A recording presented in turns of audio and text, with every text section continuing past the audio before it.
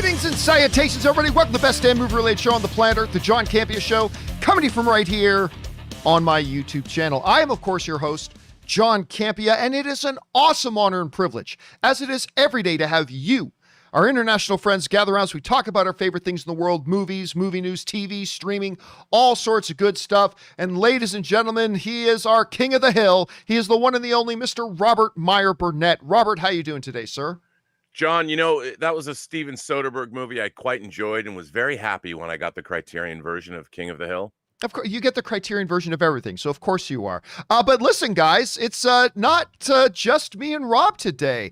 We are being joined by a friend of mine. He is one of my favorite YouTubers in the world. He is now also a filmmaker, and probably most importantly, he is one of the co-stars of the 2021 smash hit documentary Movie Trailers, A Love Story. Ladies and gentlemen, we're joined today by the wonderful Greg Alba. Greg, how are you doing today, sir? I'm doing great, John. I'm doing great. What I'm really hoping for today is that we get a classic John Campea rant.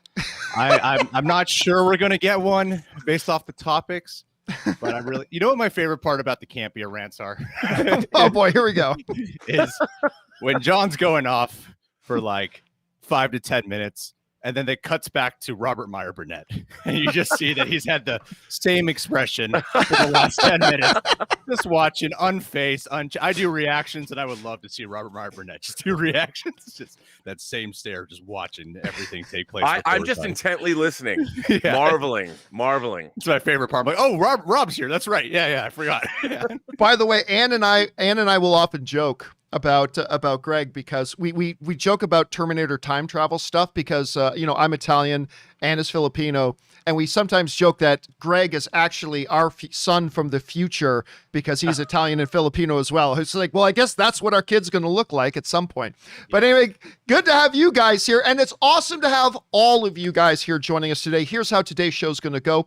We're going to break it down into two parts. The first half of the show, we're going to take some predetermined topics, and in the second half of the show, we're going to take your live comments and questions. And by the way, if you want to get in a live comment or question on the show or an upcoming companion video, just use the tip link that's down in the description. We'll talk more about that later.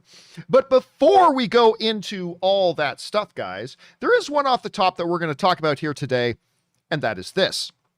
You know, one of the big pieces of drama, normally we avoid all the TMZ garbage around here, but I mean, when it actually affects and has an impact on the movies that we're going to see, it's worth talking about. Now, we know Dwayne "The Rock" Johnson, also known as franchise Viagra, came into the Fast and Furious franchise, and it's not coincidental that the box office started to shoot up, 3 times when it did. Now, for a long time, that was great.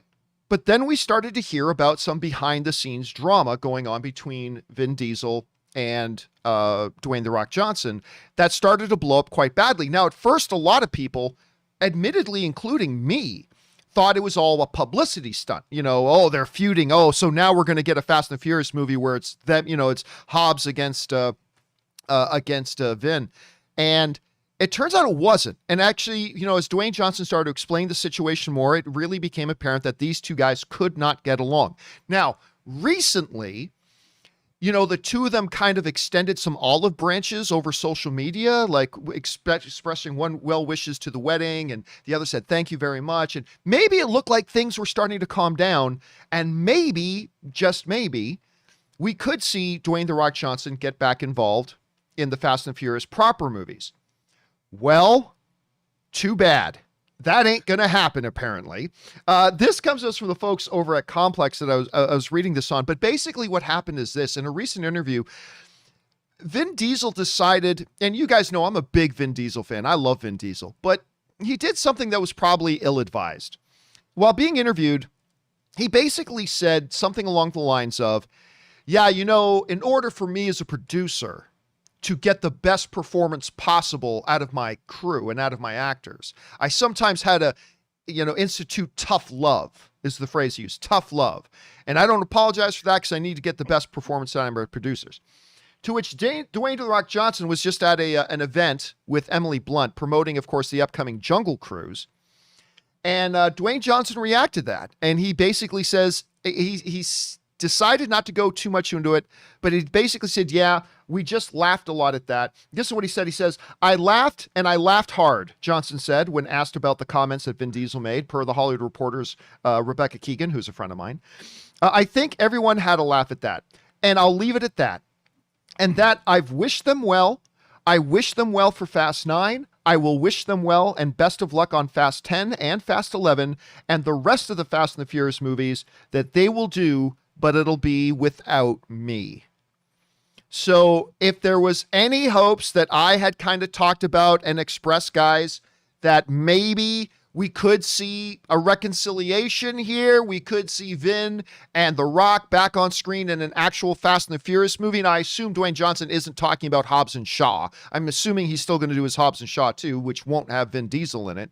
But it seems like that's done. And that's unfortunate because I was really starting to think we might see Dwayne Johnson back in Fast 10. Apparently not. Greg, I know we were talking about this just briefly before the show started. Were you thinking we were going to see The Rock back? Did you never think we were going to see him back? And what do you make of these comments?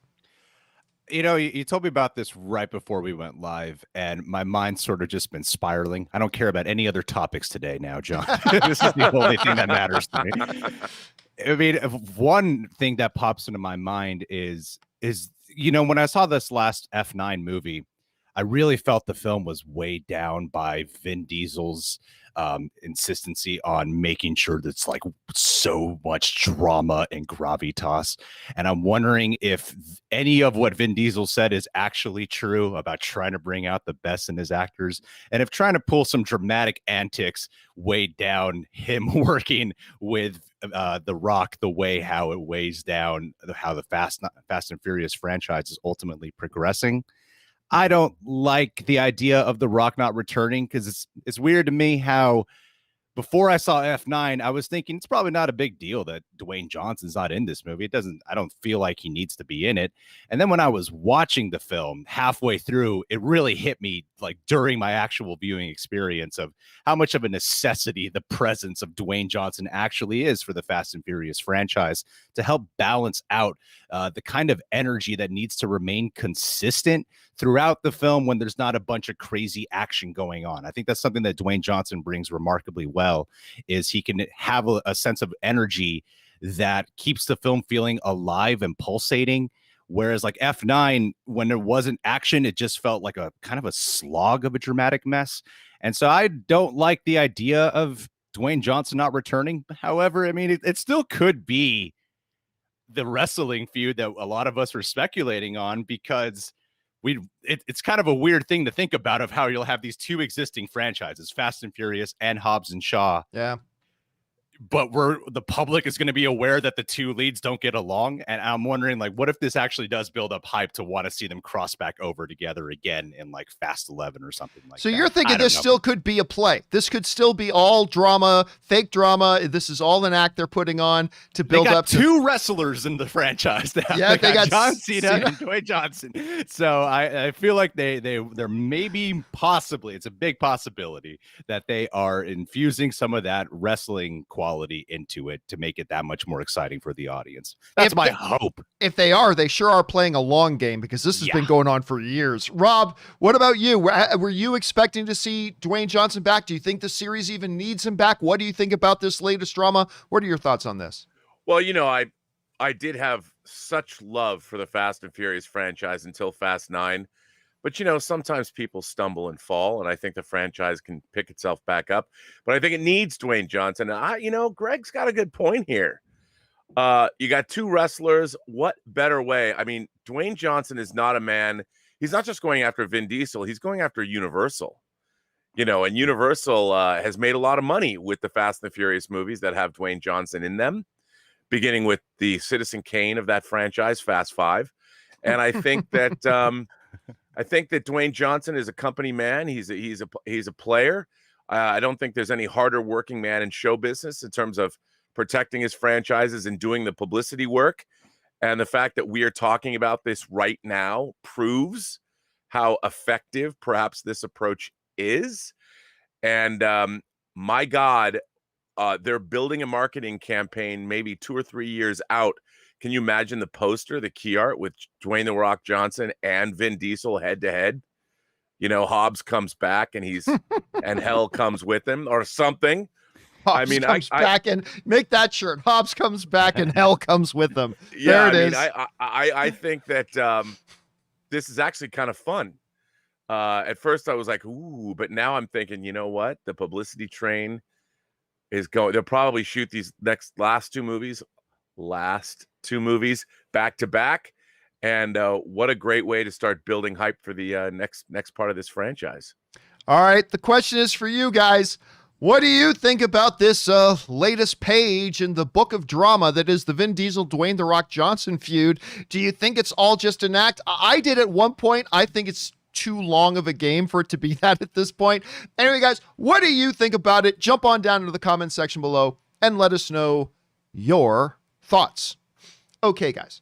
With that down, let's move into our main topics here today, shall we? And how do we select our main topics here in the John Campea Show? Well, it's really simple. You see, you guys come up with them. Whenever you come across a big topic, issue, or story that you think we need to have as a main topic on the show, just go anytime 24/7 over to www.thejohncampeashow.com/contact. Once you guys get there, you're going to see a form. Fill it out with your topic or question. It's absolutely free. Hit submit, and then maybe, just maybe, you might see your submission featured as a main topic here on the John Campea Show. With that down, let's get into main topic number 1, shall we? And our first main topic today gets submitted to us by Frank Camarino, who writes, "It's been confirmed that Marvel Studios will be doing more animated shows. While I'm not that interested, I have no issue as long as it's similar to What If, in that it has fun with the MCU without being quote-unquote canon. What I don't really want is, say, if Ms. Marvel was a cartoon or something like that, actually connected instead of just being live action. What are your thoughts?" All right, thanks a lot for sending that in, man. And by the way, our friend Epic Dubtime and sends in a super chat badge, as does our friend Mr.47 sends in super chat badges live chat. Thanks, guys. We appreciate that. Anyway, yes, so we've got the What If series coming up. Now, who knows exactly what's going to happen with that?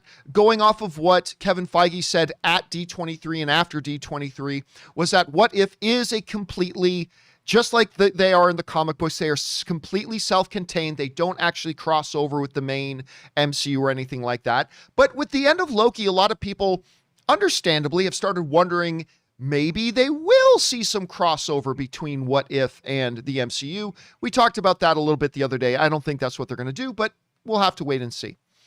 But it is the MCU's first kind of dance into the world of animation and doing stuff like that.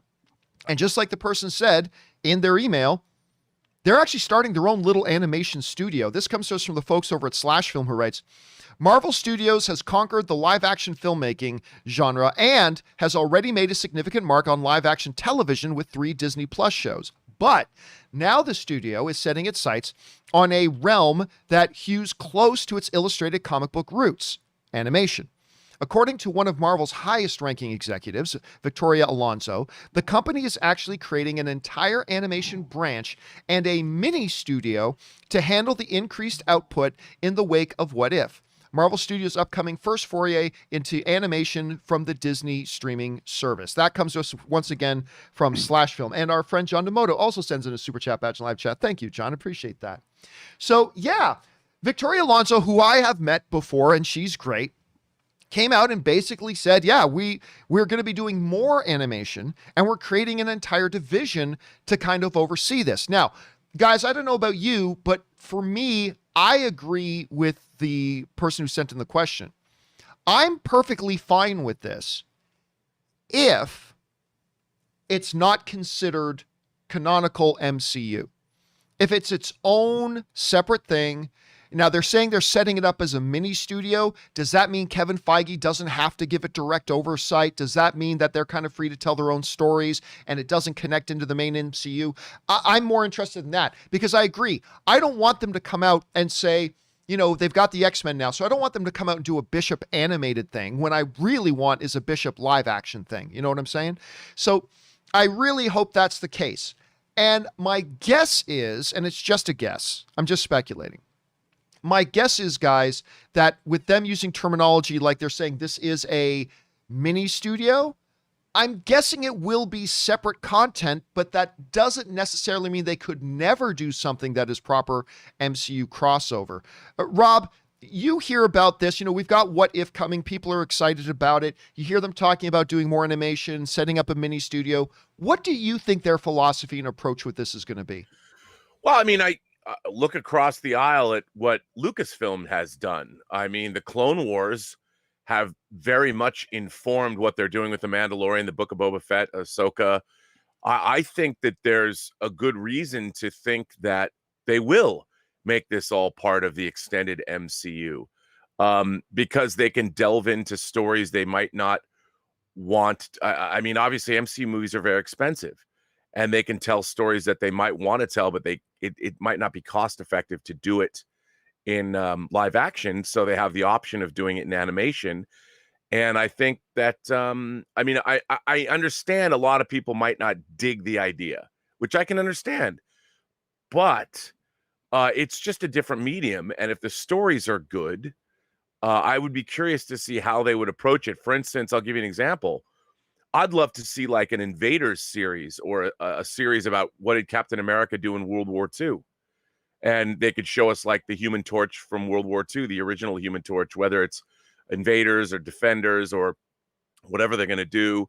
Look into the history of Valkyrie, things that we wouldn't normally get, but they could actually go and investigate those stories. Whether it's a Celestial story, where, I mean, what a weird, it would be huge to do in live action, but maybe you could do it in animation.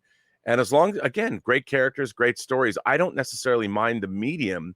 It all comes down to the storytelling. And I think it could be interesting. What do you think they're going to do though? Like I understand there's a philosophically, you could do it this way, you could do it. What do you think their plan is right now? You know what? I think that they're going to do things that will enrich the universe. They would do things like give us history, give us backstory, extend, push the universe outward, like show the founding of the TVA, for instance, how that happened. I mean, it could be dealt with in flashbacks in the season 2 of Loki, but I mean, wouldn't it be interesting to see, I don't know, the story of He Who Remains? They can't go back and tell everything that happened to him, but that character in the MCU has a particularly very extensive and crazy backstory, and maybe they'll fill in the blanks or something. Yeah. So maybe fill in those colored spaces where it's not necessary to know this stuff to follow the MCU, but if you're curious, here's this. Yeah, I would be curious to see, like I said, a Captain America tale set in World War II that they're never going to go back and show us, but it might be some vital, maybe Captain America teamed up with the first iteration of Red Guardian. You find out that the Soviets and the Americans collaborated to take down a Nazi or a Hydra base.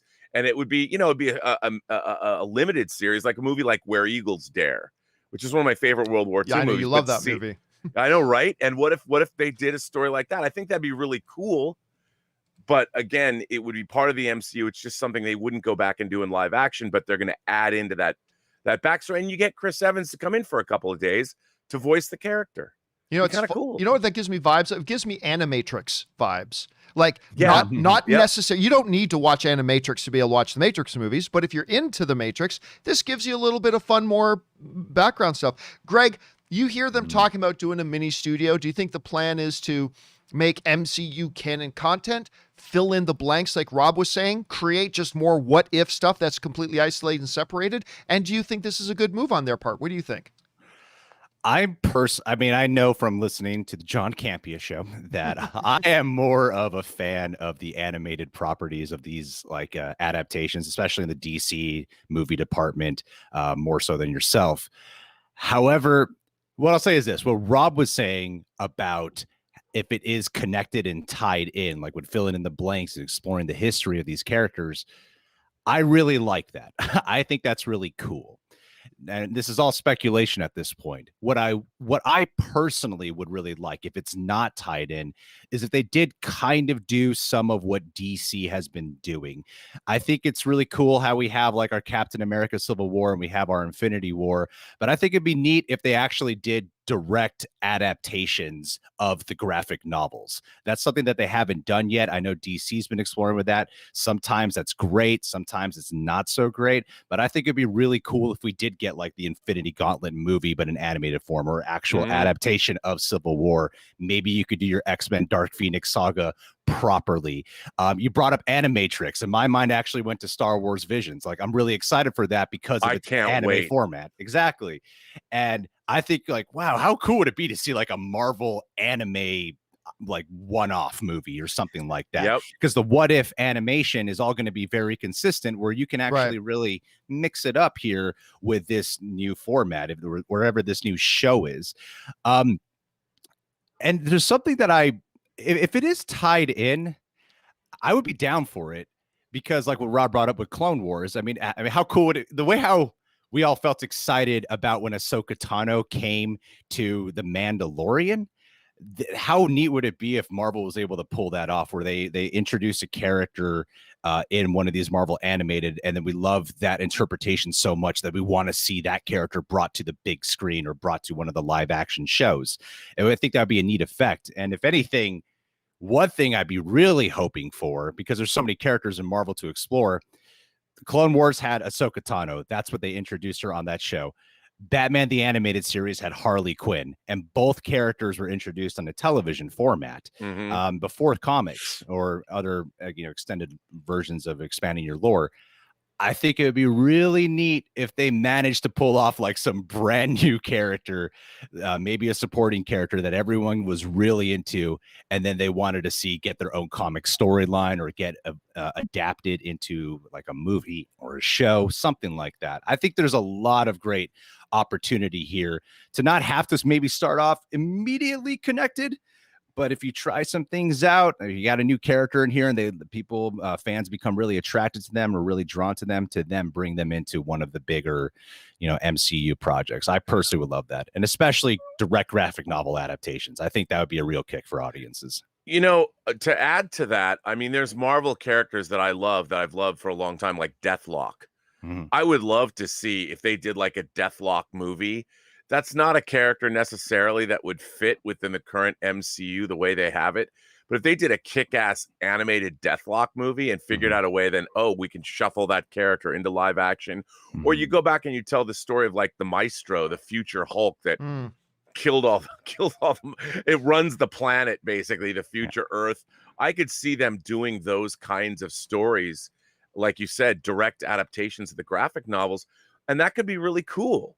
And those would be stories that might not fit into the Marvel Cinematic Universe, but like you said, do adaptations like Marvels, the great Alex Ross, that you could go do Marvels in this beautiful, lyrically done way, something like the Your Name of the Marvel Cinematic Universe, but you do an animated style. And that's not something they could necessarily even afford to make in live action, but you could do a beautiful animated version of it. I think you both bring up some really good point. Rob, I love the idea of like, you could use this as an animatrix sort of thing to give further flesh out, give background to things. I like the idea because you're right. That Harley Quinn example, Greg, is perfect. Like, these are characters that were introduced in animated form. They can bring them in. And also something in between. It could be that Kevin Feige may want to use an animated universe kind of like a minor league team, where you test your prospects. You let them see how things are going to work out. It's like you have an idea for a story or a character. Let's do it in animated form. Let's see if the audience responds to it. Let's see if there happens to be life to it. There's a lot of different directions they could be going with this, so it's a good idea that they started. Question is for you guys. What do you think about this? What do you see as the possibilities, the prospects, the potential downfalls, whatever, of Marvel setting up their own little mini animation studio? What do you guys think about that? Jump down into the comment section below and let us know your thoughts. All right, guys.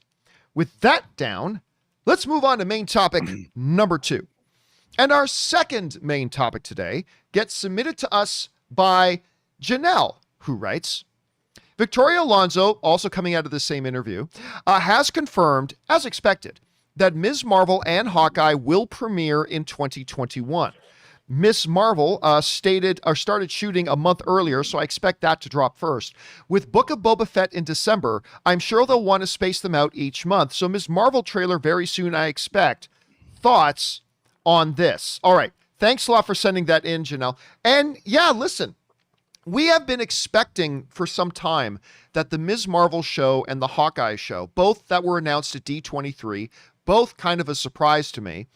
That's also at the same time that they announced that they were doing a She-Hulk show, that they were doing Moon Knight, a lot of exciting announcements there. And they've always said 2021, but we are now, guys, we're more than halfway through 2021. We are like more than halfway through, and we don't have release dates. Like we don't have dates for these things. So it's understandable that a lot of people have started wondering, are these things actually coming out in 2021? Because forget trailers and everything, they haven't even set release dates for them. And some assumptions have started to be formed that they're probably at least one, maybe both, we're going to be pushed into 2022. Well, apparently that's not something you got to worry about. This comes to us from the folks over at Gizmodo who write, the news comes courtesy of Victoria Alonso, Executive Vice President of Film Production at Marvel Studios, who told Variety there were a few other shows releasing in 2021, including Ms. Marvel and Hawkeye. While exact release dates were still not given for either show, it appears they will follow August's What If and air around the upcoming Shang-Chi and the Legend of the Ten Rings, Eternals, and Spider-Man No Way Home. So what has already been an incredibly packed year for Marvel will continue to be an incredibly packed year for Marvel. And yes, we are going to get Hawkeye and Ms. Marvel this year. That's now been confirmed. It's an interesting thing because first of all, the Ms. Marvel one, guys, is one that I was most excited about. Not the most excited about, one of the ones I was most excited about, because I remember when Ms. Marvel first came out and started bringing home the comics. And she just devoured the Ms. Marvel comics. She loved it. And, we see Ms. Marvel's been getting more and more of a platform with the recent Avengers game. She was obviously one of the prime characters in the recent Avengers game. Of course, they cast a good Canadian kid to be Ms. Marvel in the show, so that's always a positive thing. With Hawkeye, you know me, I love Hawkeye and I love Black Widow in the MCU. I love their supporting roles. I have never really been interested in a Black Widow movie. I've never been interested in a solo Hawkeye series either. But I enjoyed Black Widow. And I'm sure I'll enjoy the Hawkeye thing. But anyway, it is interesting. It's good. Here's the good thing about them still being in 2021. 2022 is also packed. And I did not know how they were going to manage shoving that into 2022. And Janelle brings up a good point. We got the Book of Boba Fett in December, which means they ain't going to release either of these shows in December. These shows aren't going to be running in December, which means they do have to come out a little bit earlier. Greg, they've come out now and they've confirmed that 2021 is when we're going to get Hawkeye and Ms. Marvel. Mm-hmm. Are you looking forward to these shows? When do you suspect we may see them drop? What are your thoughts on this? I'm looking forward to the shows. I personally have loved all the Marvel series. I think I'm a bigger fan than the both of you when it comes to like the overall. I know you guys are fans of them, but I personally was very much in love with all the series, and I am very much looking forward to both of these shows. Especially, like, I actually wasn't as keen on Black Widow. I didn't enjoy it as much, but the post-credit scene got me very excited for Hawkeye, and so weirdly, the part I'm most excited about with Hawkeye is with a completely different character that's going to be going into the show. I know this sort of ties into the headline topic of today's show. I do have a little bit of a concern with all them coming out. I think it'll probably come out, before December time. But my biggest concern is that with WandaVision, Falcon and Winter Soldier, and Loki, one thing that I've loved about them, especially if you don't even like them or not, I think it's indisputable. They've been event television. It's been event TV. Every single time an episode comes out, it goes trending. It's a big discussion. It's a big part of all the topics of many a YouTuber, right? And I'm a little bit nervous that I don't think that the quality of the shows will be bad necessarily. I don't think any of that's we have something to worry about. I'm worried that with you got these big movies coming out that are talking about the future, like how you guys were talking about with Black Widow yesterday. Rob was bringing up points about how people might not be super interested in Black Widow at the moment because it feels inconsequential towards the future of the MCU in a lot of people's eyes. And I don't think Ms. Marvel and Hawkeye will have that effect, but I feel like what Loki ended with really has been a wonderful springboard for what movies like Eternals and Shang-Chi and Spider-Man are going to be opening up. And I'm just kind of I don't want the excitement and the conversation to dip when Miss Marvel and Hawkeye airs, because the movies are also coming out around the same time. Like, I don't want all the attention just to go solely to the movies, because it seems like it was kind of interesting how Loki was out, everyone was still talking about it. Black Widow came out the weekend and people quickly stopped talking about it. And it'd be kind of, I would like, well, my main thing that I really want is that when both the shows are airing and the movies are out, that they both can be sharing close to equal time in the spotlight, right, and can keep the conversation alive. I don't want one to eclipse the other too much. That's really my only worry about all the shows and the movies coming out simultaneously in 1 year. Rob, you've taken a look at this. It's been confirmed they're going to keep Hawkeye and Ms. Marvel. They are releasing. It has to be well before December. I mean, they can't have it overlapping with the Book of Boba Fett and in that. But we do have 3 other movies coming out. Some overlaps can happen here. Are you surprised that they're keeping these projects in 2021? And where's your anticipation level right now for each of them? Well, I have to say that, as a lifetime Marvel comic reader, one of the things about reading comics is, you get a great creator team, writer, artists working together, and they would do a run within a run. Like when Frank Miller came on with David Mazzucchelli and did like the Born Again storyline in Daredevil. He came back to Daredevil. I always liked Daredevil, but then sometimes you'd have a creator that came on and did some genius work within the regular run of a comic. So I'm always sort of used to the idea that sometimes you get genius level storytelling and then you get good storytelling, but maybe not as genius as you'd want, but it still is all about the tapestry of what it is that you enjoy. I enjoy the Marvel Universe. I've particularly enjoyed the Marvel Cinematic Universe over the last 12 years. And even when shows are, like, to me, WandaVision, Loki, and Falcon and Winter Soldier are so diverse in terms of the stories they're telling. They're so, Loki's so out there, and it pushes the boundaries. It evokes Terry Gilliam's Brazil. It evokes the Adjustment Bureau. Really crazy, insane sci-fi fantasy concepts that are so beyond, say, the first Iron Man. And yet it still exists within the Marvel Cinematic Universe. So I've really been enjoying it's like reading comic book miniseries. Sometimes they vary in quality, but they're still enjoyable to me. Like, I don't expect, like, WandaVision was pushing the bounds of what they'd done. I watched, just for fun, last night before I went to bed, I watched the first 25 minutes of Endgame, just randomly. So good.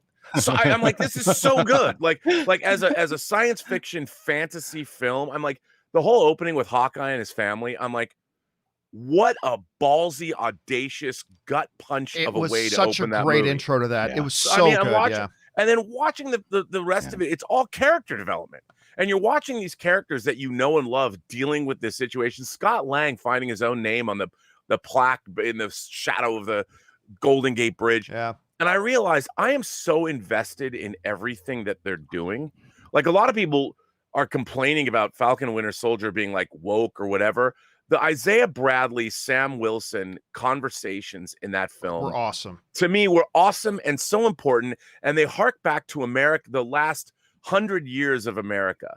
And whether you want to look at it as being overbearing political messages, it wasn't. These are conversations people are having in this country all the time, and not just because we live in this new era of social awareness or whatever you want to call it. These are legit conversations that we're having within the context of a science fiction fantasy show, which is how Star Trek was great. Having these conversations, it's why Rod Serling's Twilight Zone was great. And now we have the Marvel Cinematic Universe pushing the boundaries of this kind of entertainment. So Miss Marvel, I find it really interesting. What happens when a woman who's from, say, a different culture, whose parents might be first-generation immigrants from a predominantly Muslim country, what happens when their daughter's a superhero?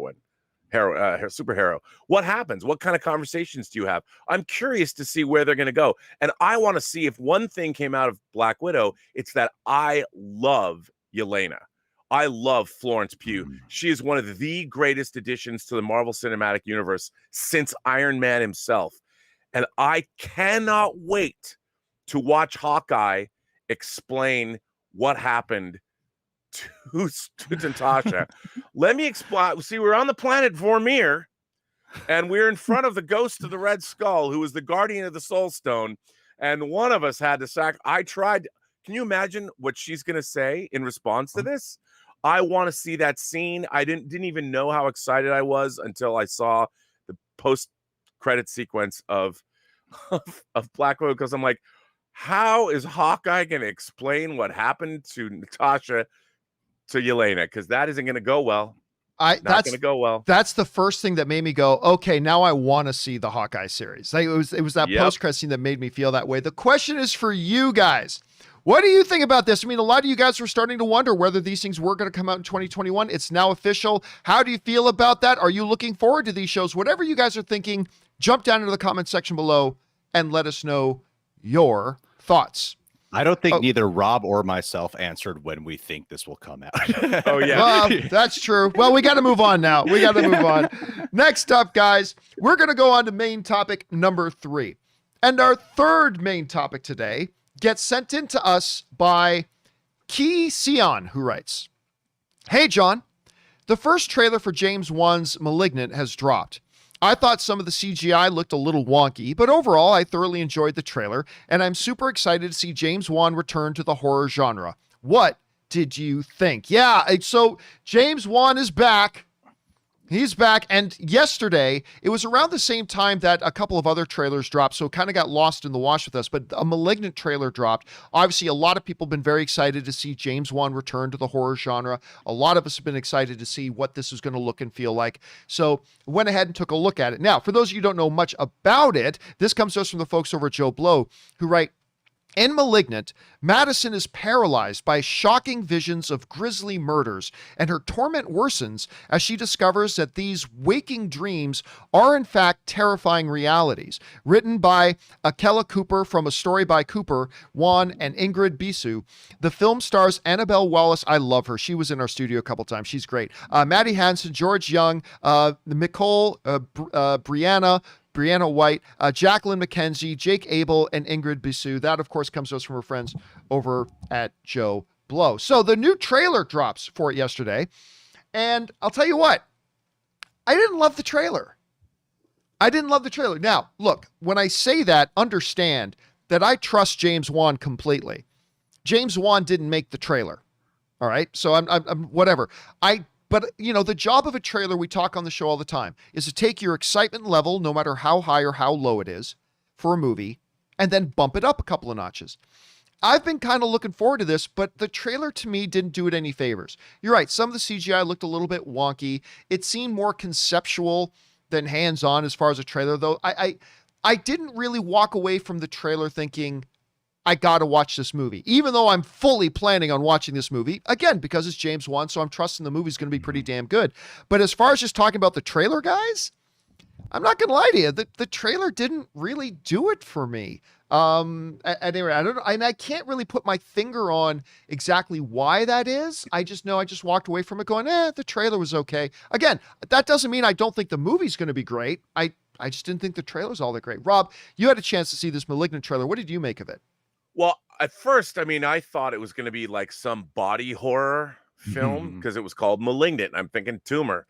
But after watching the trailer, I'm a big fan of 70s Giallo movies from Italy, like what Argento was doing, and whether it was his Animal trilogy or stuff like Tenebrae. Well, that's early 80s. And this looked like to be, somebody said it was like Drop Dead Fred, but for horror. And I'm like, no. This looks like some Giallo film, and I'm like into it. And that's what James Wan was saying on Facebook, that's what he wanted to make. He said, this is my version of what you'd find in the back of a video store, some weird Italian movie you'd never heard of, but you rented it anyway, and it was a discovery. So when I saw the trailer, I'm like, look, to me, James Wan is the maestro of the jump scare. If you watch Insidious, you watch Conjuring, and you go back to even Saw, he really knows how to orchestrate a jump scare. And this movie looks like it's really playing to his strengths. I love the idea that, you know, he could have, I made $1 billion superhero movie. He could have cashed in and made another $1 billion movie. I mean, he's doing that with Aquaman too. But the fact that he went back and went back to his roots, I really admire that, because it shows that, look, you can chase the bucks all you want, but he's a true consummate filmmaker. And that's why when he went back and did the Insidious franchise, he made, I think, Insidious 1 for less than $1 million. And I just love the fact that he's going back to his roots, or going back to something he loved as a kid, renting crazy Italian movies in a video store, and he's made this film. And I think, by the way, Malignant is one of the great titles of a horror film of the last 10 years. It's a great title. It's a great title. I'm in, man. I am in. Between that and the Neil Blomkamp trailer that dropped today for Demonic, I'm like, this is a horror double feature. And this weekend, Shyamalan's The Sham Hammer's Old. I think we're going through a really cool era of horror, and I'm all for it. Now, I haven't seen Old yet, but I got to say, it's been a long time since a lot of us have been able to say, man, I'm really looking forward to that M. Night movie. But I know, I am. By the way, our friend Cass Graphics dropped in like a $20 super chat badge in the live chat. Thank you, Cass. Appreciate that. He's dude the very man. much, man. He is the man. Greg, this trailer for Malignant has come out. This is a movie that has been flying under the radar. Not a lot of people have been paying a lot of attention to it, but you had a chance to check this out. What did you make of the trailer? I know that when I first watched this trailer, because of my love for James Wan cinema, I had my rose-colored James Wan glasses on when I was watching it. I'm like, I just love it because it's James Wan. I know where my mind was going. But I did do a trailer review of it yesterday, and I did say that I felt something was a little off about the trailer, and I think I might know what it is that you might have been feeling with it. And that's actually with both of the points that you guys were making, is that this film is very, like James Wan said it himself in an interview with IGN, that it's very Argento inspired, very Brian De Palma inspired. And when I was watching the trailer, and I said it in my review yesterday, that it seemed like they're trying to make a trailer for Malignant to remind you of James Wan's earlier films like The Conjuring, films like The Insidious. Let's chop it together to make you think of those films, because those films made money, and that's what people know James Wan's audience is for. But I was really getting the vibe that this movie is going to have a lot more of a deliberate pace to it, much more of a haunting, ethereal nature to it. I feel like it's going to be a lot more dread focused and more psychological thriller angle, with this perhaps monster backdrop to it that is very symbolic for the mental health of this character.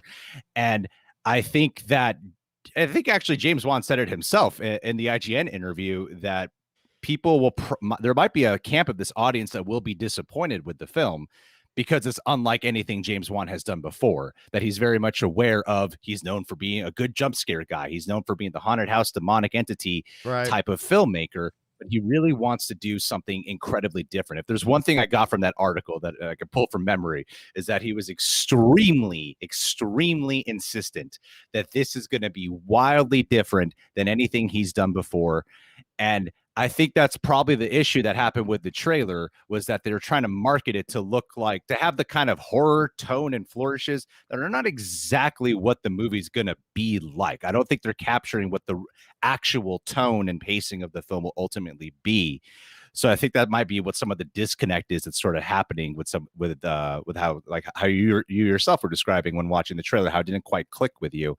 And I think the studio is perhaps a little bit shy of really showcasing what it's like, because Last Night in Soho, Edgar Wright's new movie, it's funny that is another horror film, which is also very Argento inspired. Yep. Yeah, you could tell that from the trailer, so you could totally see that. Exactly. That's my point. They didn't shy away from letting you see that this is very Argento inspired, where I think the Malignant, with WB, because of the prior work they've done with James Wan and horror before, I think they're trying to specifically craft their trailer to make it look a little bit more like those films, when I don't think it's actually going to be that way. So with that, I'm excited for it. You're kind of saying that the package says Oreos, but inside are chocolate chip cookies.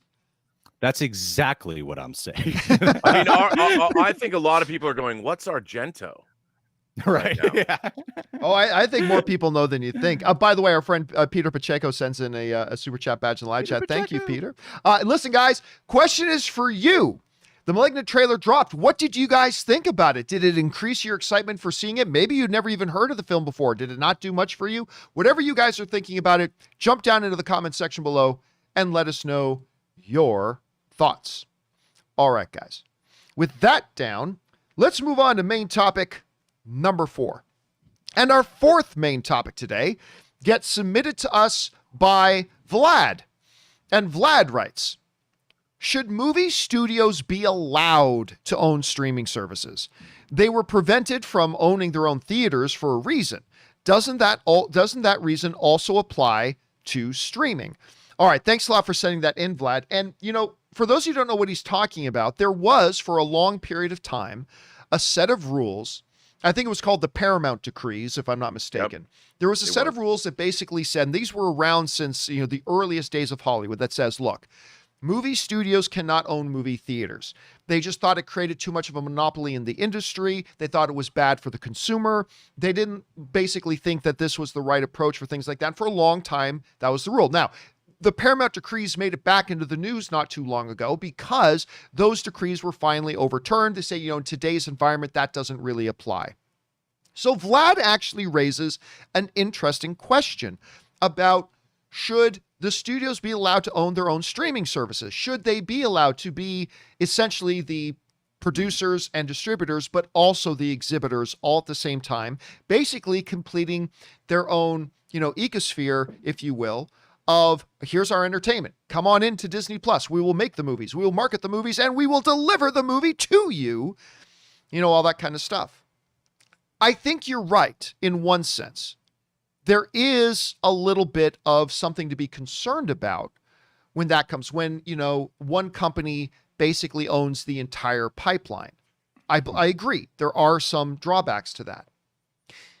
But at the same time, if we were to say that, you know what, guys, if you make these movies, you can't directly deliver them to people at home. You cannot be the ones delivering the product.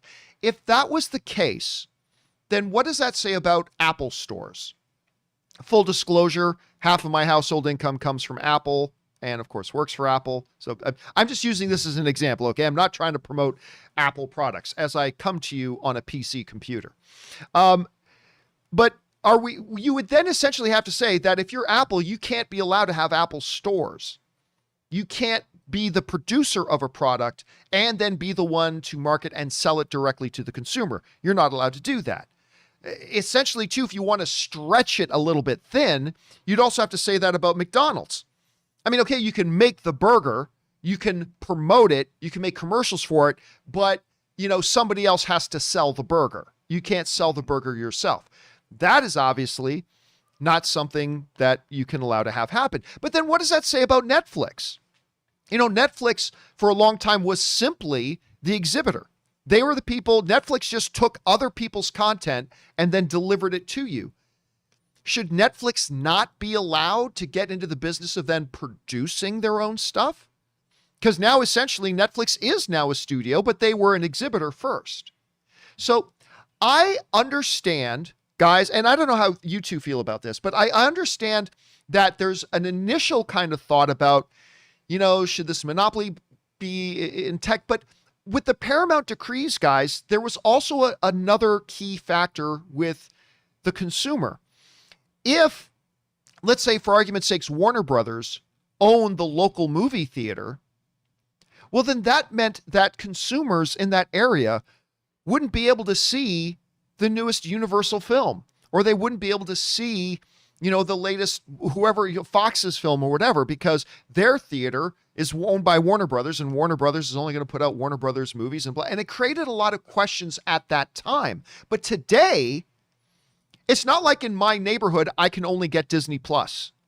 Oh, you live in that area of town? Well, that area of town is only serviced by Disney Plus. No, you can get any service you want anywhere at any time. So I understand the apprehension, but I just think with today's context and the way this works, I really think those things don't apply. By the way, I just want to throw out there that our friends, Soul Brother Mac sends in a super chat badge, as does our friend Connie Sang. Thank you, Connie. Connie sends in a super chat badge. Cersei also sends in a $10 super chat badge. Thank you, Cersei. Black Bono Lala sends in a super chat badge. Thank you guys very much. Appreciate that.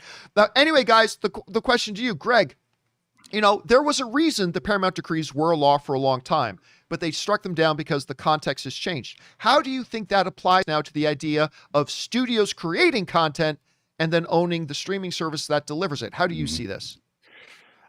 I'm so glad I'm going first on this because I'm sure whatever Rob has to say is going to blow my commentary out of the water. No.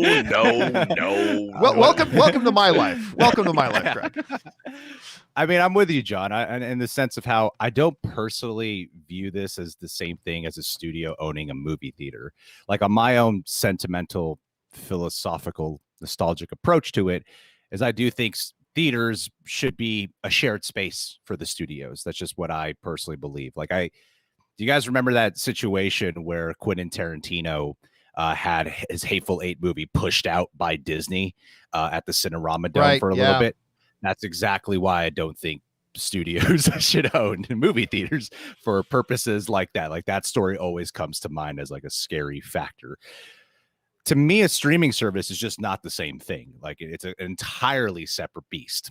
Like while you're not competing for the same space, I think I know some people might say, well, I can't afford, both Paramount Plus and HBO Max. What do I do? But that's the thing is you still got a choice.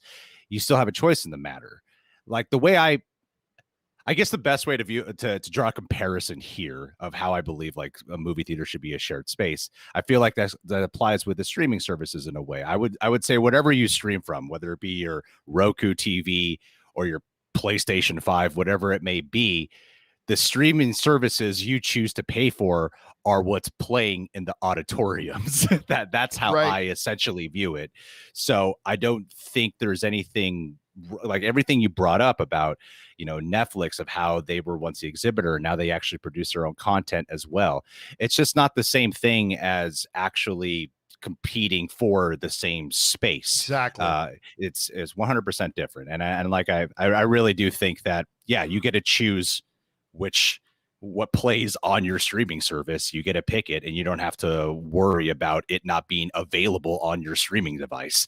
Whereas in a theater, you run the risk of that gambit of, oh, well, now the theater that I used to go to is now bought by Universal. So they're only playing Universal movies when I wanted to go watch this Warner Brothers movie. You're not going to run into that issue. So Fast 9, 24/7, baby. All day. All day. Exactly. Rob, so Rob, this is something that's kind of, we talked at length when the Paramount Decrees stuff was going on and they were striking it down. We talked about the pros and the cons of that happening, but it really does seem like it's a separate thing. What do you think about, because I think this is probably going to become a little bit of an issue as we move forward, because I hate to bring this up, but when it comes to the internet, we do kind of live in a draconian kind of system in the sense that where I live, I don't really have a choice as to what internet service I get. I can either get Spectrum or I can get some cheap phone line, basically kind of internet. And that's still where people in the United States don't really have a choice as to what their internet service provider is going to be. Not really. And, I'd hate to think that maybe that could become in the future, but I'm not really worried about that in this situation. Rob, what do you think about the notion of, hey, should there be limitations on content creators having their own streaming channels, and how does it differ from the theatrical version?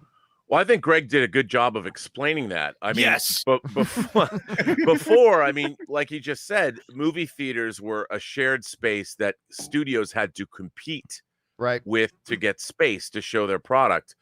These streaming services are a direct conduit to the consumer. The studios are just selling their product directly to the consumer. Now, the internet service providers are providing the actual tools with which the studios need to use to get their product directly to the consumer. It's like if you were selling heroin, the internet companies are the people giving you your works, giving you your needles and that's kind of what they're doing.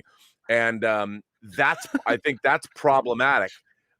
Maybe that was not the best analogy for our audience. I love that. You know what? I was thinking about Requiem for a Dream. It was a movie reference. That explains it. Yes. I was thinking about Requiem for a Dream. Which is on a beautiful 4K disc now. If that's the kind of movie you want, boy, you can watch it over and over. No, you can't. But anyway, so the studios are cutting out the middleman, and they're if you want to, I actually, one of the things I love about Disney Plus is their streaming service is really the entire legacy and history of their company. And I love that. I love that they're going to eventually, hopefully they can get the rights issues taken care of for the original Mickey Mouse Club or whatever. But you'll be able to eventually, in my mind, have every single thing Disney ever made. And I like that. I mean, the hardest course I ever took in college was the history of Disney, because it was taught by this. It was like the John Houseman of paper chase of Disney fans. It was insane. It was so hard. There was so much reading and so much to remember. It was like the worst history class ever, even though it was about Disney. But I like the fact that you're getting that legacy. And in the same way, HBO Max is that for Warner Brothers, Peacock is going to be that way for Disney. And I kind of like that we have these things available to us, and there's no monopoly over the theater space. You know, I mean, you can choose to subscribe to Disney Plus or not. So I think it's fine. It's not like the Paramount Decrees and what was happening there. But even that, I mean, when you can buy things directly from the studios, what I'm most worried about is movie theaters themselves. I would like to preserve the movie-going experience. And I think that, if anything, I mean, Black Widow and the debate around making Black Widow available on Disney Plus, what does that do to the theater experience? But most importantly, what does it do to the business of owning movie theaters? And I want to see movie theaters continue to flourish and be a vibrant business model, but they're currently under attack. And that's a bummer. I happen to have heard, quick side note, won't make this a topic. There's a real fight going on over at Disney right now. There's a real intense internal battle going on over at Disney right now, but maybe we'll talk about that another time. Anyway, guys, the question is for you. What do you think about this? I mean, yes, there was a reason why the Paramount Decrees had to be there, because it was practically a certain set of circumstances. The circumstances are different now, and digital presents a different realm. But do you still see there being potential shortfalls of it? What do you guys think? Jump down into the comment section below and let me know your thoughts. All right, guys. With that down, oh, and by the way, our friends Cam K and Suthius both send in super chat badges. Thanks, guys. Appreciate that, man. With all that down, let's now move on to our fifth and final main topic today. And our fifth and final main topic today gets submitted to us by Eric Vaughn, who writes, "Hey, John and Rob." And Greg is here with us today. "Believe me, I am no hater. I love Marvel and the MCU. I really do. But if I'm going to be honest, I didn't love WandaVision or Falcon or Loki or Black Widow. I didn't dislike any of them, but I didn't love them like I'm used to.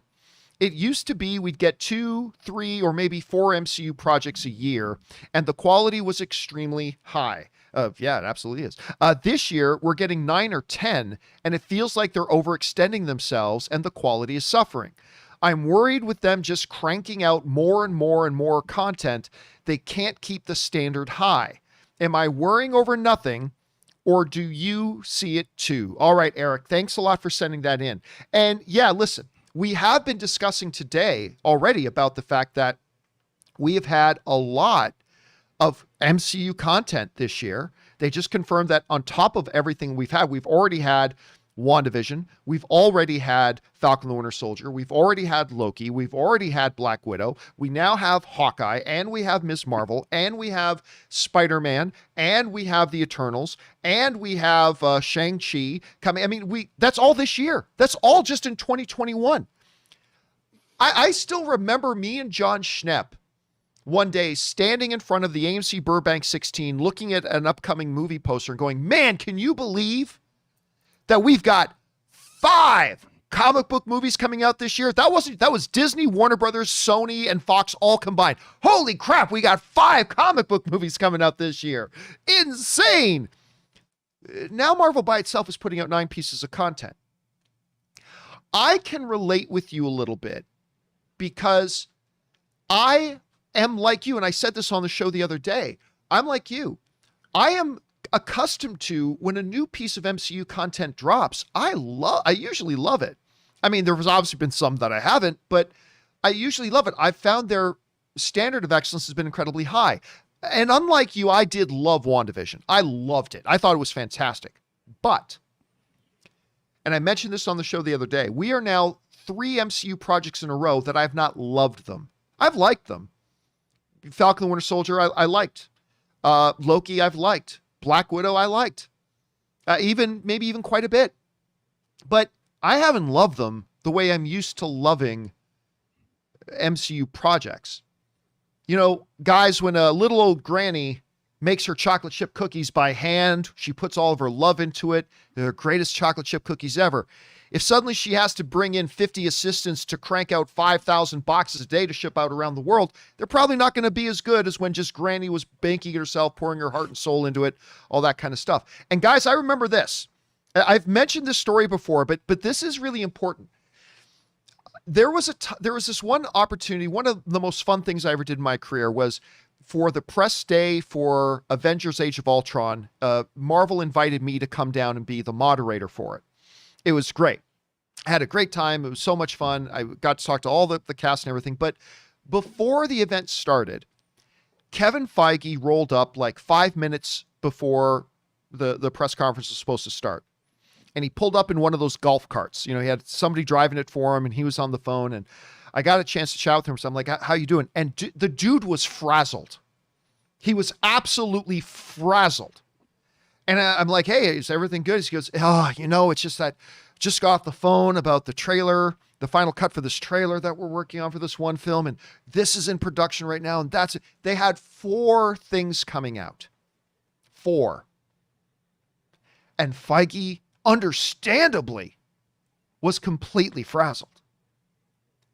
They've got, between now and the end of 2022, they've got like 17 things coming. And I don't know that you can just change gears going from producing X amount of content at a certain degree of quality and excellence, and then within just a couple of years, triple that output and just expect we're going to be able to maintain that same level of high level excellence and quality that we did when we were putting out 3 films a year or whatever. And listen, 3 things in a row for me is not a big enough sample size. Yes, I've had 3 Marvel things now in a row that I have not loved. Like, I've liked them all, but I haven't loved. That's not a big enough sample size. Granted, that's just a small sample size. Let's see how it turns out. I'm very excited about Ms. Marvel. The ending of Black Widow has got me excited for Hawkeye. Can't wait for Moon Knight. Can't wait for Shang-Chi. Can't wait for Eternals. Can't wait. But, Rob, when you hear somebody bring up the question, though, of when you triple your output,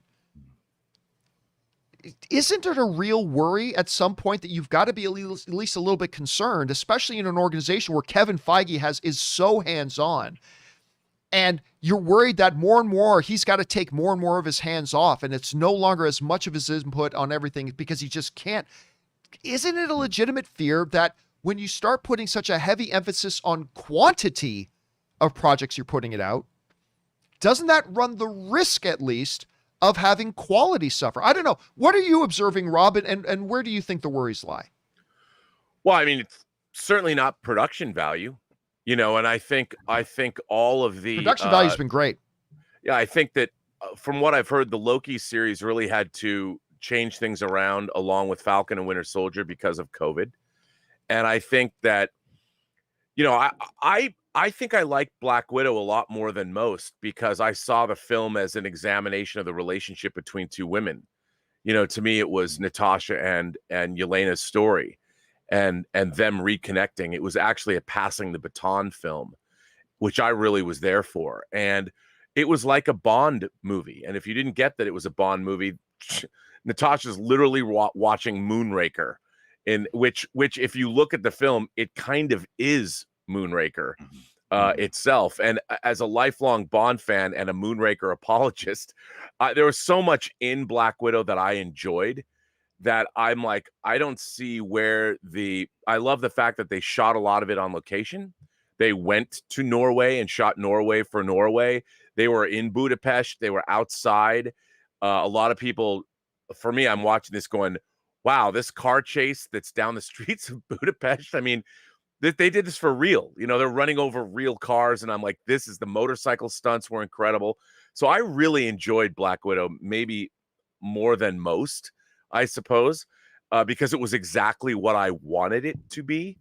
So despite what's going on with the box office, to me, I thought, let's look at what the film is and let's forget the ideas. Oh, it's female centric. Yes, by design. was about two sisters and their surrogate family.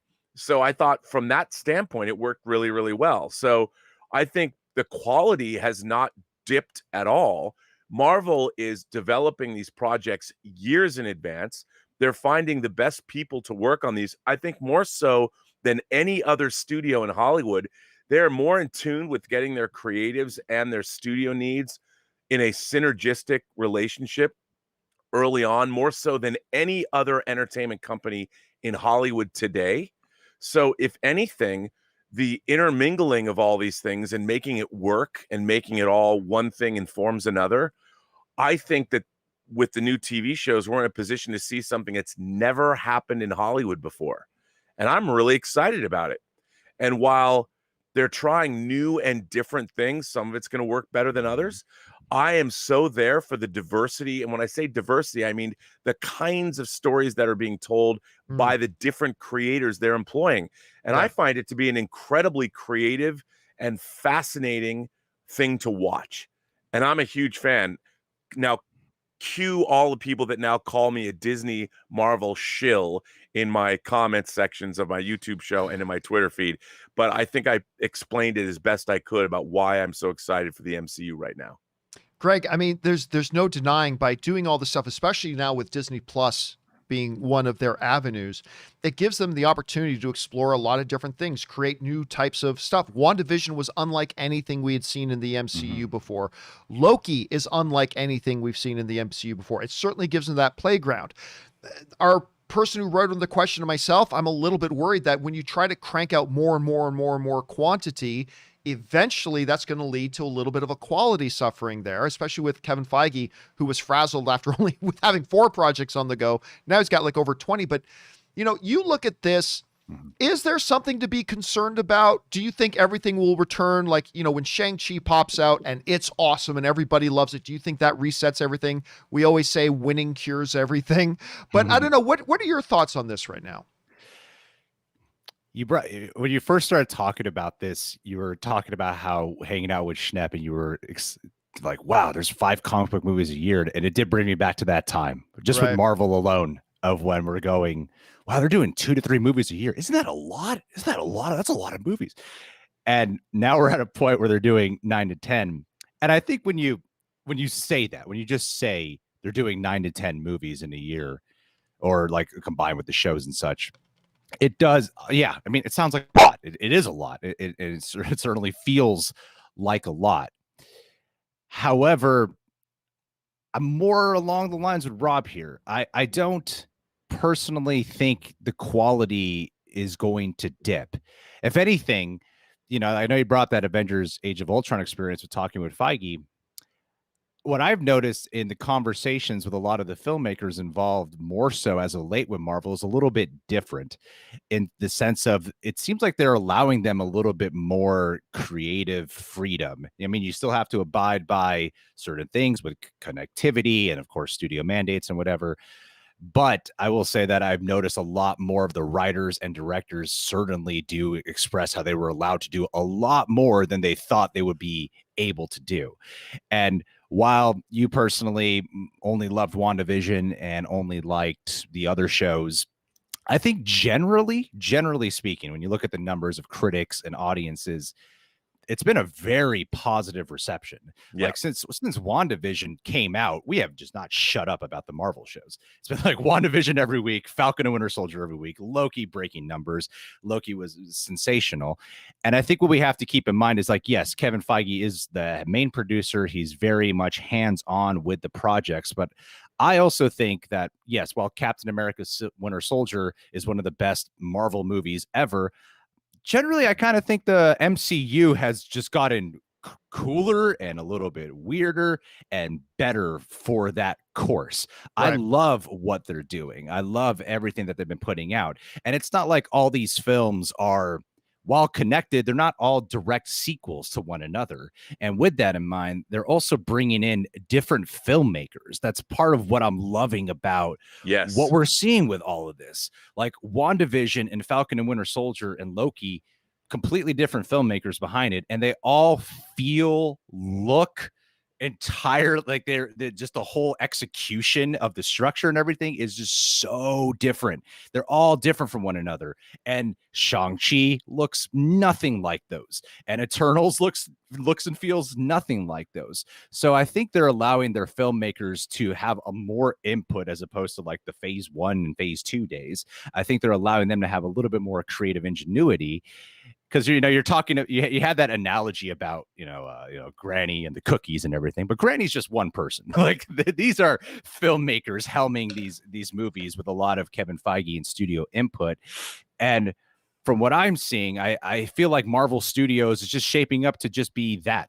Marvel Studios, the way how Warner Brothers puts out many films and shows a year, the way how all these studios put out many films and shows a year, Marvel's just kind of doing the same thing. Except the difference is it's easy to look at it in this little box of like, oh, they're just Marvel movies, and because they're all connected, but yet they all still feel and look and are doing entirely different things. Sometimes they're sequels, sometimes they're new characters. They splice together different genres. And from what I've seen of the 3 shows, I don't think there's a dip in quality. Whether or not you like them or didn't like them, I think overall audiences and critics are very much gravitated towards them. And the hype and enthusiasm hasn't dipped whatsoever. And like you said, with the whole winning thing, like every time there's a win, we're just more excited. Because I think what Marvel does exceptionally well, like how mentioned in John Campea's documentary movie Trailers, a Love Story, we love anticipation. We love the feeling of the sizzle. We like having something to look forward to. Hell yeah. And I think what they also do is deliver on that quality product. And I think the last half of the MCU has generally been much cooler than ever before. And so, I don't think it's going to dip in quality at all. I'm loving everything they're doing. I see the one of the things you said, which was completely true, which is actually the cause of a little bit of my concern, because as they do expand out, Kevin Feige has to take his hands off more and more. And it's now more like just a regular studio. They're just putting out a lot of different films. And that to me is a little bit of a concern. It's probably the right thing to do. But I think one of the reasons that earlier MCU, by earlier, I just mean like 2019. I don't mean like 2014, but like earlier MCU, just a few years ago, that standard, that excellence, that mark was always there because Feige was so directly involved, that because he kept such a close, tight thing on it. I mean, the discussions between him and when Peyton Reed was talking about how, Kevin sits down with everybody. They say, okay, this is what can happen. We need this to happen in this movie, this to happen, this to happen. You cannot do this, this, or this. We really need this to happen. Now, understanding all those parameters, go and put your own DNA as a filmmaker into it and stuff like that. But Kevin Feige was always very, very closely involved, very, very closely connected to it. And he was able to maintain a certain level of excellence. I just worry a little bit. I'm not saying it's going to go bad. I'm not saying that. I'm just saying I'm worried a little bit that as Kevin Feige steps away, we're going to see Marvel quality fluctuate because it's no longer the one standard bearer that really has his hands on it. And if that's the case, then we're going to see more DCEU types of things where some movies are amazing and then a couple come out that are really crappy, and then a really good one, and then a bad one, and then a good one, and then a bad one. And that's the one thing I'm a little bit worried about. So I agree with everything you said, Greg, about how they're kind of expanding it. And I agree with what you said too, Rob, that this affords them that opportunity to really diversify the kinds of stories they're telling. Because that's been one of the big strengths of the MCU. They're always changing gears, not just with the fact that we get a comedy, then followed up by a 70s political thriller, then following up by a borderline horror film, then followed up by this, with whatever you want to call WandaVision, which was so creative. But also they change gears with the stakes. One movie's about trying to save the universe. One movie's about a guy trying to save his family, and that's going to give them that opportunity. But can they maintain that level of excellence that we've come to expect from the MCU when Kevin Feige was able to have more direct control over everything? Now that they're making 10, 11, 12 projects a year, I don't know. I don't know. Can I add one thing Please into what do. you said? I think though that Kevin Feige having as much hands-on and create and control over the situation for as long, like as direct as he has been, made a lot of sense. I think though that what we've seen in like when it comes to leadership, though, as a leader, one thing that I've noticed is that leaders, as they evolve, they get better at knowing how to uplift and find the right people to take over or to continue to carry on, where they don't have to be as heavily involved, where that trust more than delegate. Just I trust you. Yeah, and it goes beyond that, though. It's about knowing how to find the right people who can carry on the vision of what the leader kind of sees, but without having to be as directly hands-on. I think part of leadership is knowing how to find truly the right people. And I feel like his skill in that department has probably only gotten exponentially stronger. And that's why I'm not so concerned about him not being as, maybe in the future, directly as hands-on. That's a great point. Rob, do you got any final thoughts on this before we close it out? Well, I just think that Kevin Feige he's not going to allow, I mean, he is Marvel Studios. And as they are making, I think for him, they already proved with the Infinity Saga, those 23 movies, they did one thing. Kevin Feige is now doing something else that's never been done, which he's adding television, animation. He wants to prove that over the next decade or 12 years, that he can even expand that empire, because that's the challenge. You know, can he continue? He doesn't have anything to prove to anybody in terms of how much money he's made, but now he wants to make money and create a tapestry that's even larger. He's given himself, like, I always wondered, what's he going to do? Like, how do you, once you've achieved the heights that he's achieved, no one's ever made 23 movies with an average gross of $1 billion. Well, what do you do after that? Well, you create an even larger tapestry that encompasses many different mediums, whether it's television or streaming, animation, and feature films, and make it all work synergistically. He's exponentially built out what it is he's creating. And at the end of that, I mean, he'll have a quarter century probably behind him, or even more, of something that has been unparalleled. Let's face it, maybe this is hyperbole, but in human history. No one's ever done no one's ever created an entertainment franchise like this. I mean, by God, I can only wish that somebody at Star Trek has the intelligence and understanding to be doing what Kevin Feige's doing. Star Trek is doing great, by the way. I just want to make sure I emphasize that. Star Trek is doing great, by the way. Really? Besides Lower Decks. Where's the excitement? I'm excited. With that? I'm excited. I hear from excited people all the time, brother. I hear from excited people all the time. Anyway, this is an interesting topic, guys, because again, when we're talking about the MCU, there is no debate. There's no question here. The MCU is the biggest, most powerful juggernaut when it comes to the world of movies and maybe entertainment overall as it moves on to television with Disney Plus. As they start the expansion, there are going to be pitfalls, but what will those pitfalls be? It offers opportunities for diversifying, doing all types of new, exciting types of stories. It gives, as Greg was pointing out, the opportunity for new voices to come into the MCU as well and really put their stamp on things. But all pros comes with some negatives. It also means we're getting, a little bit less of the direct involvement of the person who's set the standard. Could the quality suffer as we go into greater quantity? Maybe yes, maybe no. It's been too small of a sample size so far to say definitively. So let's see how it goes. Question is for you guys. What do you think about that? Do you think with them tripling their output that Marvel could face an issue of quantity over quality? Or do you think that, no, man, everything looks great so far, the future looks bright? Whatever you guys think, jump down into the comment section below and let us know your thoughts. All right, guys. With all that down, we normally move into the live comments and questions part of the show with our guest. But, we had so many topics today, we've taken it a bit long. So we're going to let Rob and Greg get on with their day and do their things. Robert, Greg, awesome to have you guys here. Greg, great having you back on. We've got to have you on. We got to have you on more often. In the meantime, Greg, where can people follow you and all of your exciting stuff that you're doing online? I am at The Real Rejects on YouTube, and I am at the Greg Alba on Instagram and Twitter. Please follow me on Instagram and Twitter. I want to get a blue check mark one day, And I really, really appreciate that. I just want the check mark. I don't really care to do anything else with it. Yeah, that's about it. I'll be honest with you. I don't even know how I got the blue check mark. I just one I day I got was on Twitter and it rejected. was just there. They rejected me last week for a blue. I applied. Really? And they would Wow. not verify my account. You know why? Wow. They're Star Trek fans, Rob. They're Star Trek fans. But Rob, with all this stuff you got going, by the way, dude, I know we can't say much. All I'm going to say is I am so excited about so many things that are happening with Tango Shalom right now. But in the meantime, where can people follow you? Well, I can actually say we're getting a limited theatrical release on September 3rd. That's and so exciting. So exciting.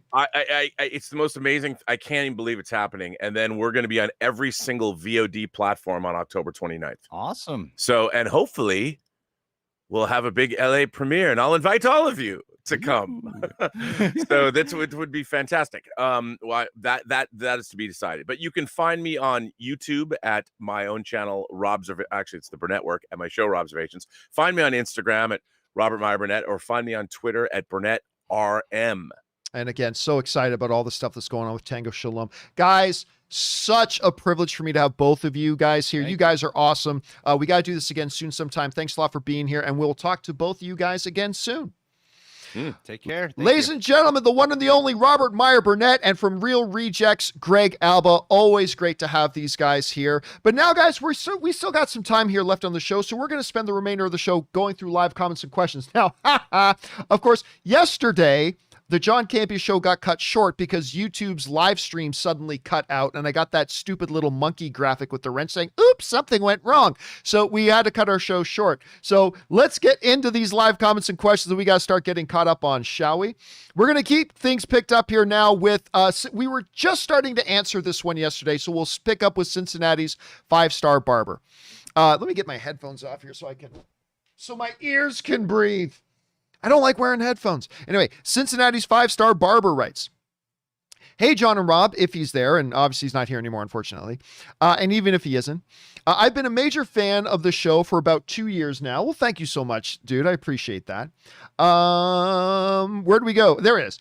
It's my daily pop culture escape. It helped me get through a pandemic and a divorce at the same time. And I watch you guys every day in my shop. Getting a lot of my clients hip to you in the process. Well, thank you for being an evangelist for us, Cincinnati. As the team's barber for my beloved Cincinnati Bengals for 16 years now, I love how you add NFL and other sports talk into the mix. As an 80s kid and imagination connoisseur, I enjoy watching every day along with Aaron and my cool nerd crush Kim. You guys do what the movies we all love do. You help me to escape to a good place, if only for a little while, and my appreciation for that is beyond huge. John, we hardly agree on anything. That's the fun part of it, except for our mutual love of Lord of the Rings, Garfield as Spider-Man, Affleck as Batman, and a few other things. I seem to most often disagree with you, but that's what I love. Both you and Rob have helped this super argumentative barber and all-round pop culture encyclopedia realize that it's okay to disagree and have our own opinions, because in the end, we all love the same things in movies, TV, toys, video games, and just pop culture overall.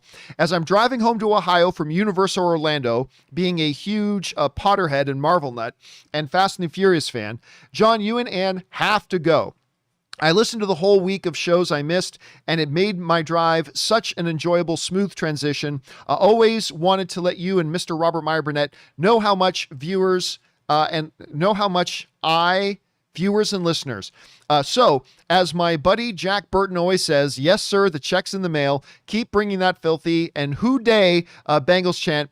Chris, a.k.a. Cincinnati's 5-star barber. Well, thank you so much for that, Cincinnati. By the way, it's too bad Ray isn't here, because Ray, my brother-in-law, who does most of the graphics for the show and has been working with us ever since the AMC days, Ray is a fanatical Cincinnati Bengals fan.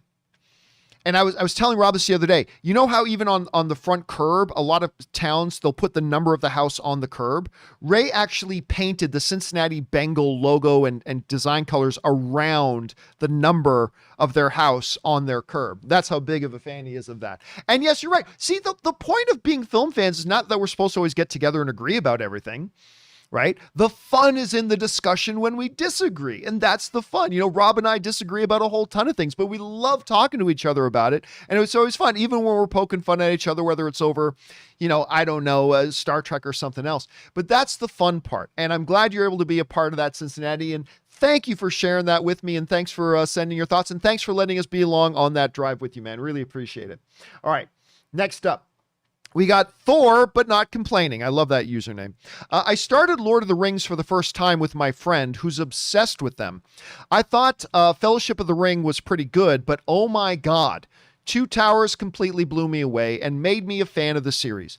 Everything was just so epic, and now I can't wait for Return of the King. What is your favorite? Well, yeah, listen. What's really, really neat about the Lord of the Rings films is that all three of them really are very distinct. The first one, yeah, they all have great action. They all have great character moments. They all have great mythology. They all have all that kind of stuff. But each one of the three films emphasizes one a little bit differently. The Fellowship of the Ring, I love. Well, I mean, I desperately love all three of them, but they're all so great. But the first one, so much of the personality and the character and setting up of the world. It's just so beautiful and immersive and then great action. Like they have a cave troll. I mean, just all of that stuff when they go down into the mines of Moria, it's just amazing.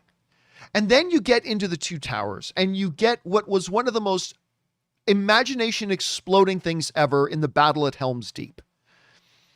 I mean, really, I had never seen anything really like that before. That was just so epic and so incredible, and there's just so much great about it. But I'll tell you what, my favorite is still Return of the King. The Return of the King just did all of it so well. It just does everything so well.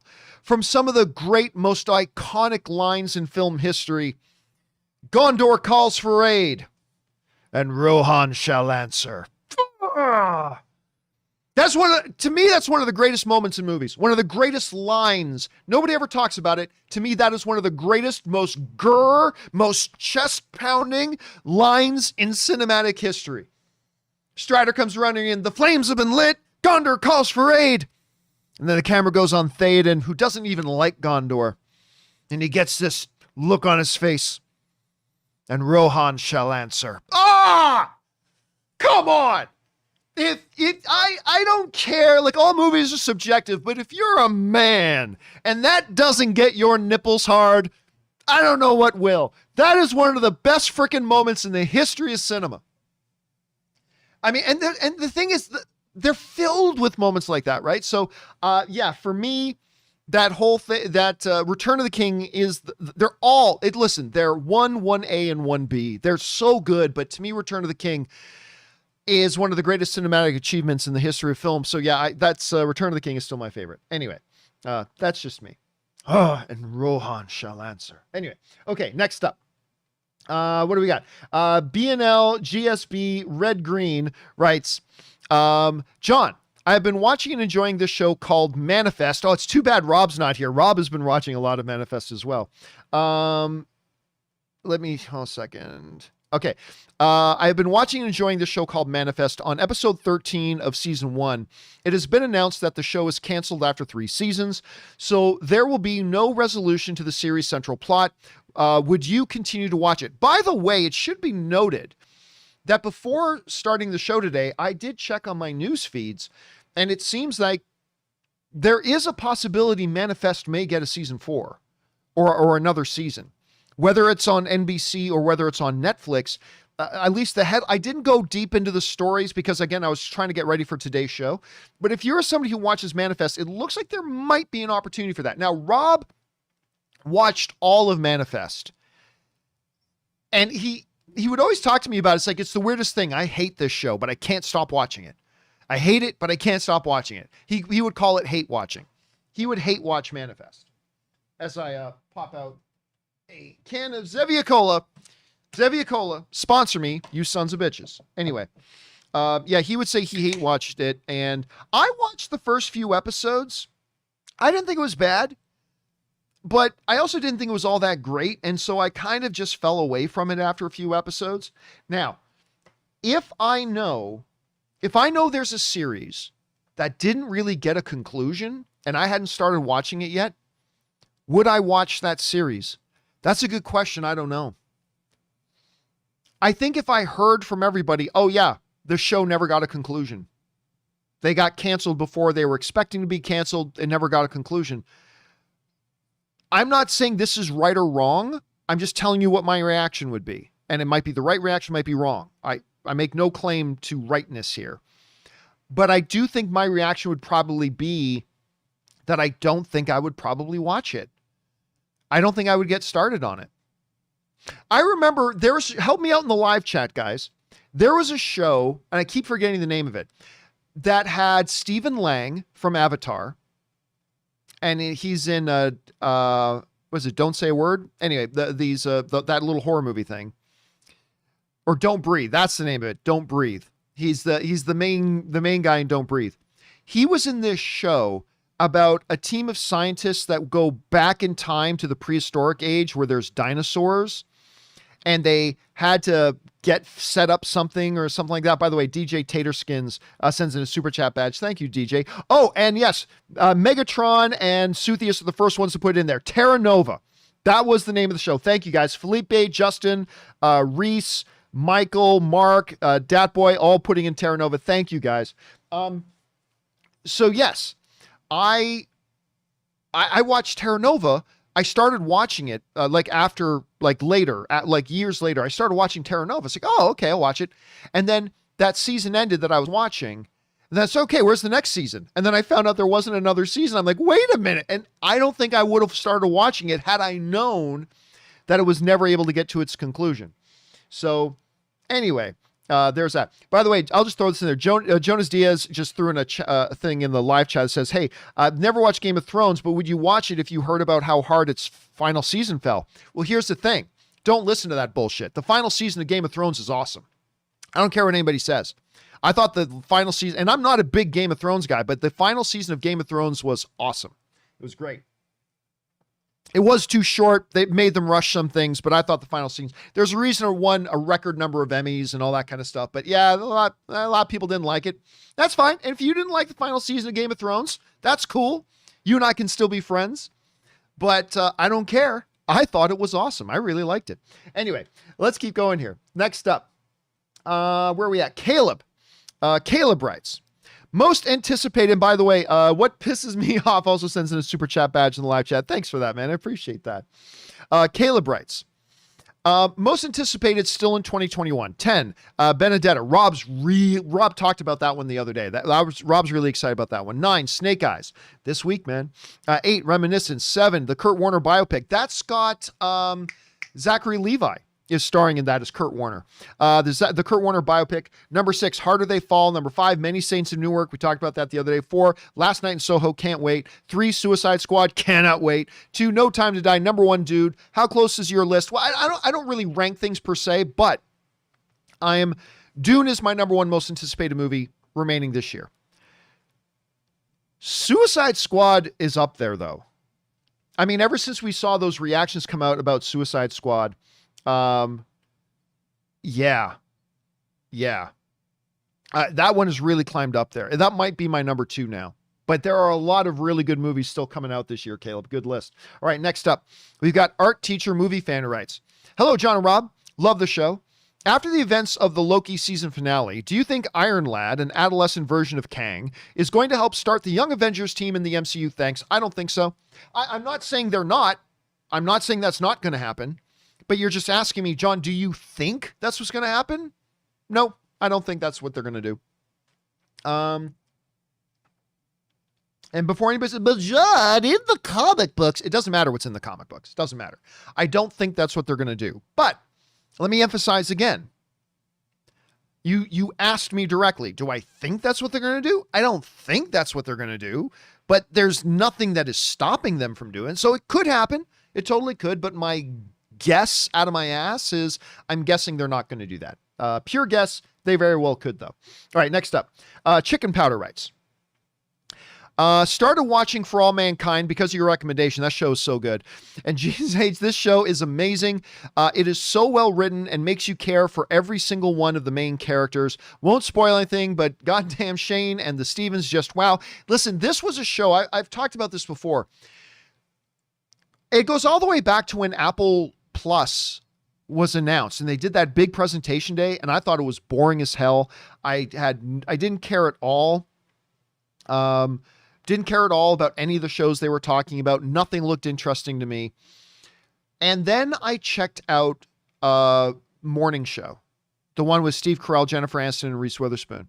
I'm like, damn, this is really good. And it was.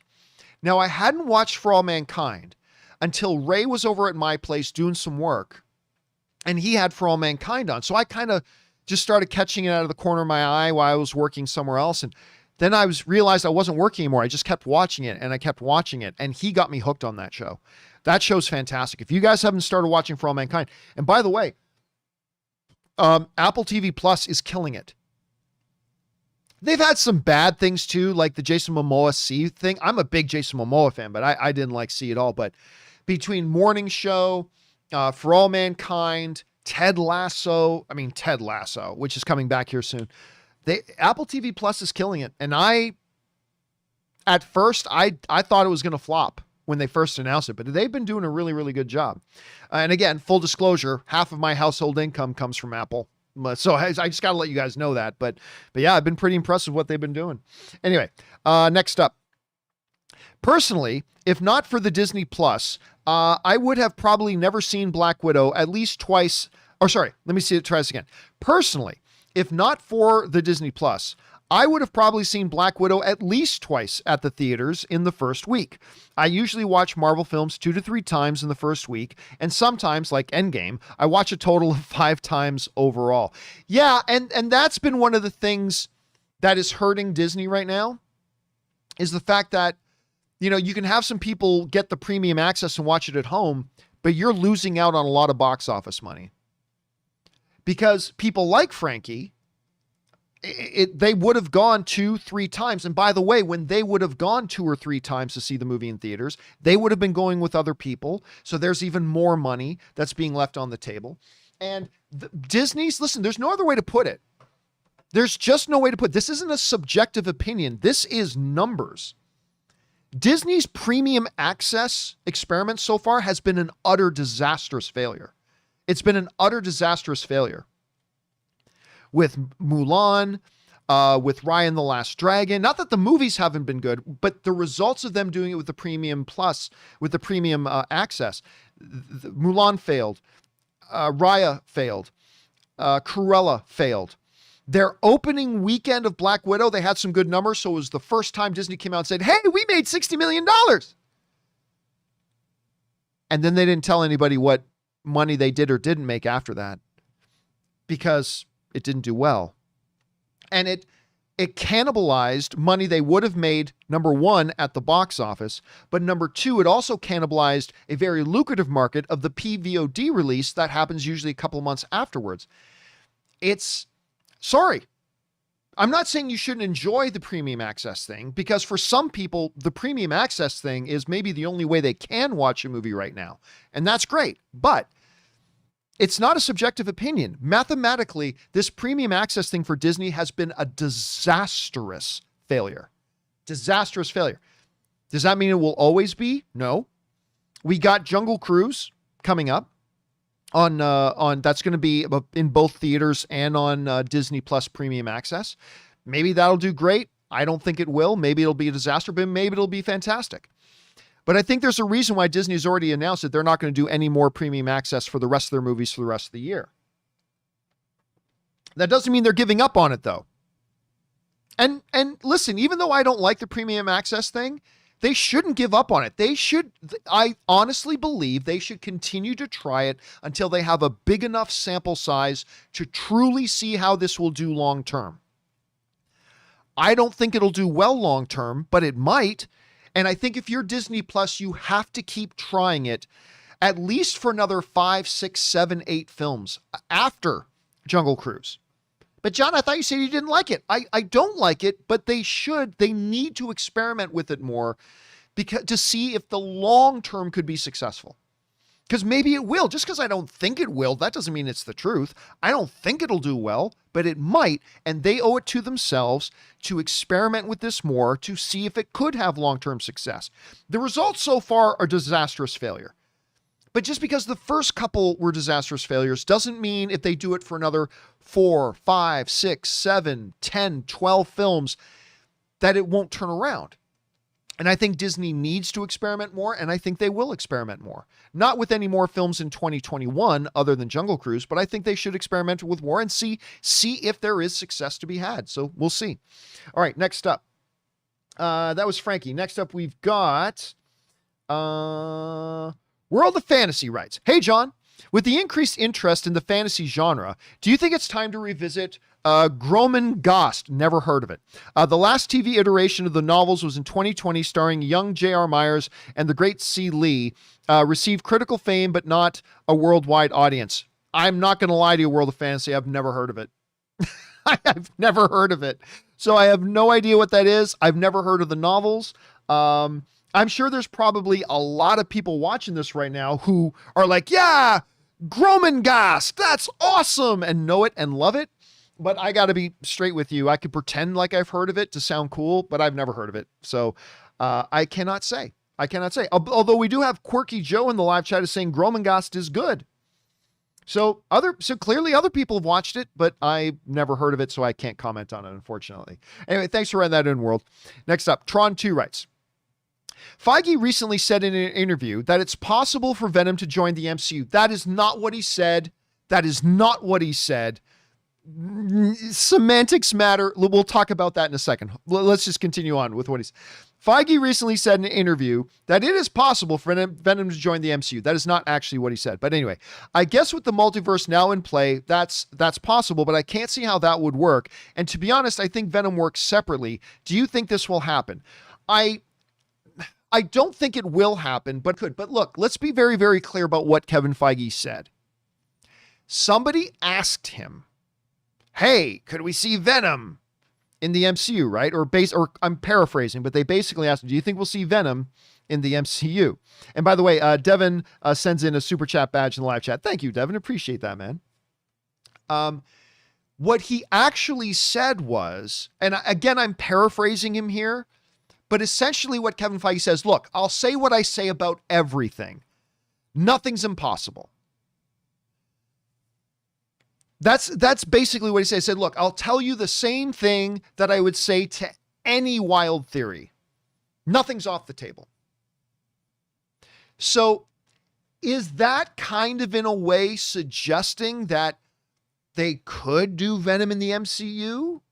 No, he's just simply saying the same thing. It's like, hey, could you have a hero in the MCU, a Christmas tree that comes to life, and he's called Jingles, the all-powerful Christmas tree. And could Jingles, the all-powerful Christmas tree, come into the MCU? Nothing's off the table, says Kevin Feige. So it's an important distinction because it's not like an interviewer asks Kevin, hey, could Venom show up there? And Kevin goes, you know what? It's possible.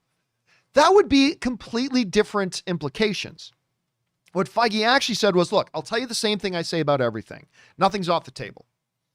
You get a lot of these wild fan theories, he went on to say, and, some of them could happen next week and some of them are never going to happen. But I'll say about all these wild theory stuff, nothing's off the table. So he didn't really say, yeah, it's possible we could have Venom in the MCU. He was simply saying it's as likely as Jingles, the all-powerful Christmas tree, coming in. So, but listen, I've always thought, I've never thought that they would bring Venom in, but I've always thought it was possible.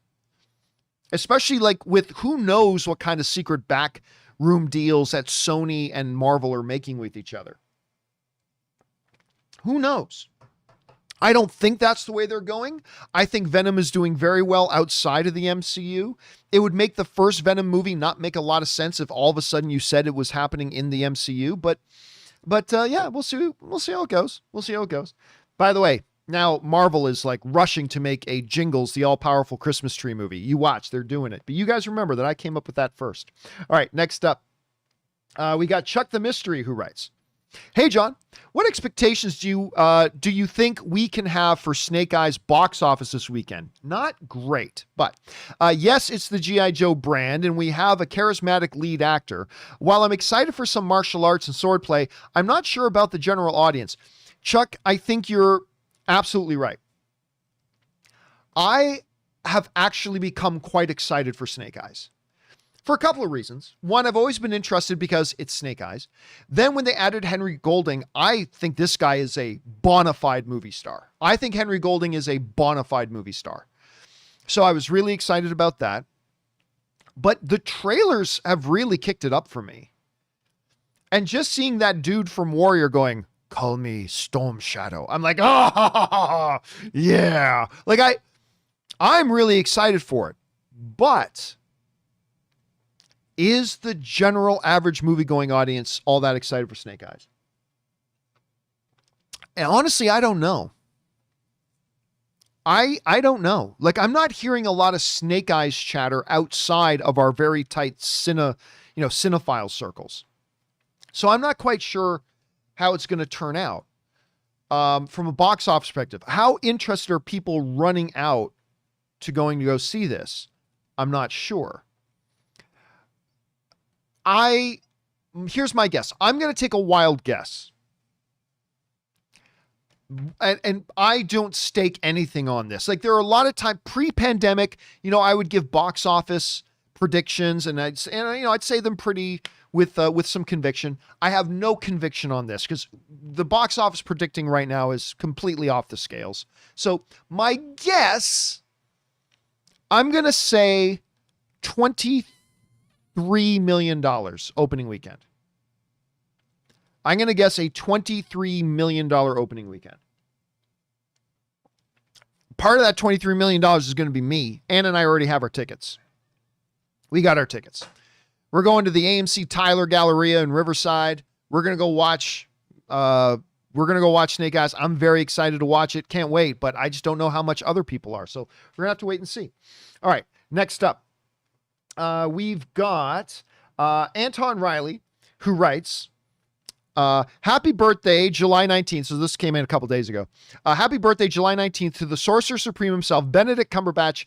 In honor of him turning 45, what is your favorite role of his and or Rob, whoever is there? My favorite role of his is Doctor Strange, right? But my favorite performance of his, so hold on a second. I'm forgetting the actual name of it. It's the one where he plays the guy who comes up with the de-encoder, and I'm forgetting the name of it here. So I think it was called The Imitation Gambit, or hold on a second, The Imitation Game. That's right, where he played Alan Turing, right? It's a true story, all that kind of stuff. Imitation Game. I believe he got nominated for an Academy Award for that. I'm not sure. Hold on a second. Let me look this up. Here we go. So Imitation Game, first of all, was nominated for 8 Academy Awards. 8 Academy Awards. And yes, Benedict Cumberbatch did get nominated for Best Actor in a Leading Role. And I think that's his only Academy Award nomination. Yes, it is. That's his only Academy Award nomination is for that. But anyway, he was great in that. The movie is spectacular. It's absolutely fantastic. If you haven't seen it, it's called The Imitation Game. Came out in 2000. I believe it came out in 2015, 2014. Check it out. He was magnificent in it. So that's my recommendation on that. All right. Thanks for that, Anton. Next up, Todd W. writes, "Hey, crew. Did you watch the latest Superman and Lois? I still haven't seen the latest one yet. The last Superman and Lois I saw was 2 episodes ago, I think, when he makes the deal with his brother that, like, okay, I'll join you if you spare Lois and my kids. That's the last one I saw. So I haven't gotten caught up yet. It was a good episode, but I was surprised by the appearance of an Arrowverse character where we knew about that one. That one we knew about in advance. I was hoping it wouldn't happen, but we knew about that from the beginning of the season. The show has been great, and I was really hoping that they had separated themselves from that universe. Thoughts? Again, I can't really give my thoughts until I see the episode, and I haven't watched the episode yet. My Comic Planet writes, so, I have a hot new show to recommend. It's Peacock's new show called Dr. Death. And oh my God, it's about a doctor who becomes a sadistic serial killer, deliberately maiming and killing patients during surgery. But what makes this so chilling to watch is knowing it's based on a true story. This actually happened. I mean, after watching this, I don't think anyone will want to have surgery again. But the performances were amazing. All-star cast, Christian S. I'm going to guess that's Christian Slater. Guys, don't just use... because we don't know what you're talking about. I'm going to guess that's Christian Slater. Alec B, I'm going to guess that's Alec Baldwin. And Joshua Jackson, highly recommend. I have not seen it.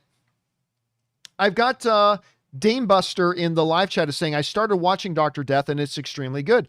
Yeah, I'll be honest with you. I think I remember hearing about the show, but I've certainly not watched it. I've never seen a trailer for it. I've never seen a promotional image for it. I certainly had no idea Alec Baldwin, if that's who Alec B is, or Christian Slater, if that's who Christian S is. By the way, one of Christian Slater's most awesome roles ever, Archer. Christian Slater and Archer is awesome. But yeah, I've not seen that yet. So thank you for putting that on my radar, My Comic Planet. I think I may have to check that out. Thanks a lot, man. All right, next up. Cold Sub-Zero writes, hey, John, I decided to watch Loki's season finale again since a lot happens in it. Loki pleads for Sylvie to think clearly. She tosses him away, still kills Kang, who makes an ominous taunt before dying, and the timeline outside now looks chaotic. Subsequently, Sylvie falls to the ground where the subtitles say Sylvie is now crying. Is she experiencing buyer's remorse? Oh, absolutely.